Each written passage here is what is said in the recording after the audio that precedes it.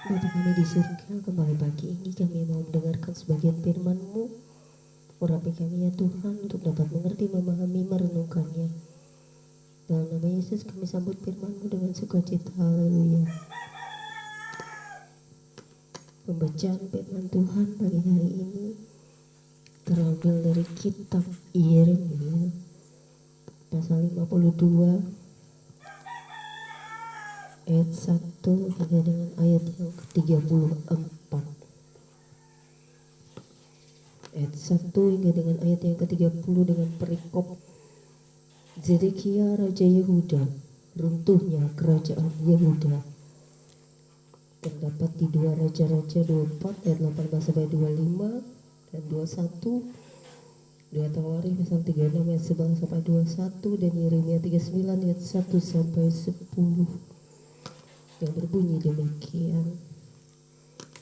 Zedekia berumur 21 tahun pada waktu ia menjadi raja, dan 11 tahun lamanya ia memerintah di Yerusalem. Nama ibunya ialah Hamutal binti Yeremia dari Libna. Ia melakukan apa yang jahat di mata Tuhan, tepat seperti yang telah dilakukan Yoyakim. Sebab oleh karena murkanya Tuhan lah hal itu terjadi terhadap Yerusalem dan Yehuda, yakni bahwa ia sampai membuang mereka dari hadapannya. Zedekia memberontak terhadap Raja Babel. Maka pada tahun ke-9 dari pemerintahannya dalam bulan yang ke-10, pada tanggal 10 bulan itu datanglah Nebukadnezar Raja Babel dengan segala tentaranya menyerang Yerusalem. Berkemahlah mereka mengepungnya dan didirikanlah mereka tembok pengepungan sekelilingnya. Demikianlah kota itu terkepung sampai tahun yang ke-11 pemerintahan Raja Zedekia.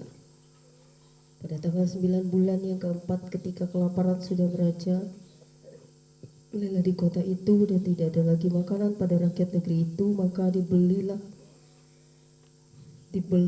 oranglah tembok kota itu. Melihat hal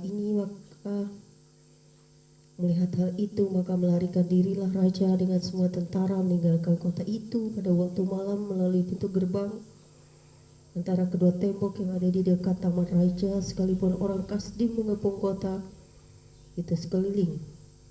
Mereka lari menuju ke Araba Yordan. Tetapi tentara Kasdim itu mengejar raja dari belakang dan mencapai Zedekia di dataran Yeriko. Segala tentaranya telah berserak-serak meninggalkan dia. Mereka menangkap raja dan membawa dia ke Ribla di tanah Hamat, kepala Raja Babel yang menjatuhkan hukuman atas dia. Raja Babel menyuruh menyembelih anak-anak Zedekia di depan matanya, juga semua pemuka Yehuda disembelihnya di Ribla. Kemudian mata Zedekia dibutakannya, lalu ia dibelenggu dengan rantai tembaga. Kemudian Raja Babel membawa dia ke Babel dan menaruhnya dalam rumah hukuman sampai kepada hari matinya. Dalam bulan yang kelima pada tanggal 10 bulan itulah tahun ke-19 pemerintahan Nebukadnezar Raja Babel. Datanglah Nebuzaradan, kepala pasukan pengawal yang melayani Raja Babel, ke Yerusalem. Ia membakar rumah Tuhan, rumah raja dan segala rumah di Yerusalem. Segala rumah orang-orang besar dibakarnya dengan api. Segala tembok sekeliling kota Yerusalem dirobohkan oleh tentara Kasdim yang ada bersama-sama dengan kepala pasukan pengawal itu. Sebagian dari orang-orang yang paling lemah dan sisa-sisa rakyat yang masih tinggal di kota itu, dan pembelot-pembelot yang menyerang ke pihak Raja Babel, dan sisa-sisa para pekerja tangan diangkut ke dalam pembuangan oleh Nebuzaradan, kepala pasukan pengawal itu.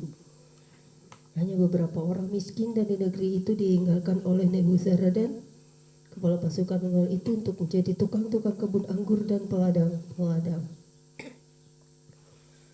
Juga tiang-tiang tembaga yang ada di rumah Tuhan dan kereta penopang dan laut tembaga yang ada di rumah Tuhan dipecahkan oleh orang Kasdim, dan seluruh tembaganya diangkut mereka ke Babel. Kuali-kuali, penyodok-penyodok, pisau-pisau, bokor-bokor penyiraman dan cawan-cawan dan segala perkakas tembaga yang dipakai untuk menyelenggarakan kebaktian diambil mereka. juga pasu-pasu, perbaraan-perbaraan, bokor-bokor penyiraman, kuali-kuali, kandil-kandil, cawan-cawan, dan piala-piala, baik segala yang dari emas maupun segala yang dari perak diambil oleh kepala pasukan pengawal itu. Adapun kedua tiang laut yang satu itu dan ke-12 lembu tembaga yang ada di bawah kereta penopang yang dibuat oleh Raja Salomo untuk rumah Tuhan, tiada tertimbang tembaga segala perkakas ini.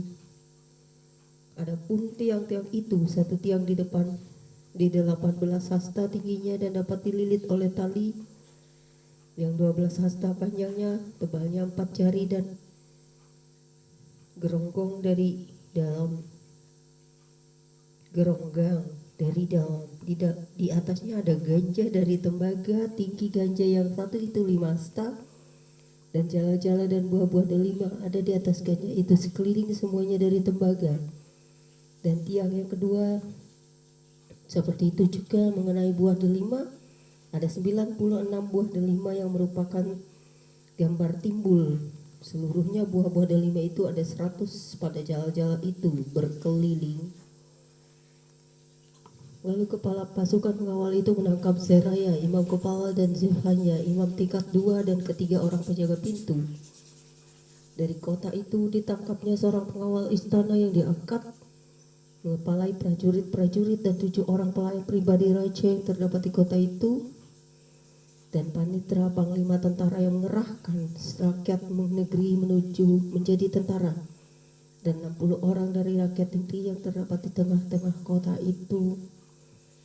Nebuzaradan kepala pasukan pengawal menangkap mereka dan membawa mereka kepada Raja Babel di Ribla. Lalu Raja Babel menyuruh membunuh mereka di Ribla di tanah Hamat. Demikianlah orang Yehuda diangkut ke dalam pembuangan dari tanahnya. Inilah jumlah rakyat yang diangkut ke dalam pembuangan oleh Nebuzaradan dalam tahun ke-7, 3.023 orang Yehuda. Dalam tahun ke-18 zaman Nebukadnezar 832 jiwa dari Yerusalem. Dalam tahun ke-23 zaman Nebukadnezar diangkut ke dalam pembuangan oleh Nebuzaradan kepala pasukan pengawal 745 jiwa orang Yehuda, seluruhnya berjumlah 4.600 jiwa. Ayat 31 hingga dengan 34 dengan parikop baru. Yoyakin dikasihani, terdapat di 2 Raja-Raja 25 pasal 25 ayat 27 sampai 30 yang berbunyi demikian. Kemudian dalam tahun ke-37 sesudah Yoyakin Raja Yehuda dibuang, dalam bulan yang ke-12 pada tanggal 25 bulan itu, maka Ewil Merodak Raja Babel dalam tahun ia menjadi raja menunjukkan belas kasihannya kepada Yoyakin Raja Yehuda dengan melepaskannya dari penjara. Ewil Merodak berbicara baik-baik dengan dia dan berikan kedudukan kepadanya lebih tinggi daripada kedudukan raja-raja yang bersama-sama dengan dia di Babel. Yoyakin boleh mengganti pakaian penjaranya dan boleh selalu makan roti di hadapan raja selama hidupnya. Dan tentang belanjanya, Raja Babel selalu memberikannya kepadanya sekadar yang perlu tiap-tiap hari selama hidupnya sampai hari matinya. Terima kasih Tuhan, biarlah apa yang kami dengar hari ini dapat kami mengerti, memahami, merenungkannya.